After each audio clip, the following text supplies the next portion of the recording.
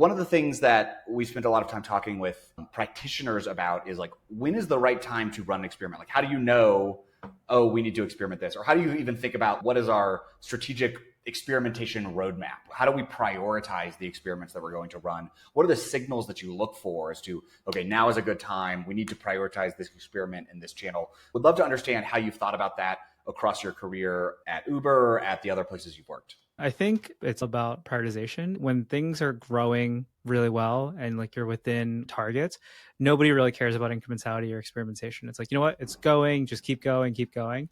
But at some point, that starts to change that dynamic. It's like, we're not growing as well. We're spending a ton of money. Quality of leads isn't coming in like we want it. Let's explore experimentation, and particularly around incrementality testing. Growth sweeps a lot under the rug. It's okay to be inefficient when you're growing until you're not. In the beginning, when you launch a new channel, you can scale reasonably quickly. You start to hit inefficiencies at larger spends. And so that's when it starts to go, okay, why are we still spending this much? And then when you introduce new channels, again, same thing. It's like, okay, now the old channel starts to look a little bit more efficient. But again, it becomes a little bit inefficient again. I was talking to someone and they were saying, yeah, at the early days at Facebook, they didn't have a data team. Like, a lot of people think about Facebook as an incredibly data-driven organization, but actually Facebook was huge before they got a dedicated data and analytics team.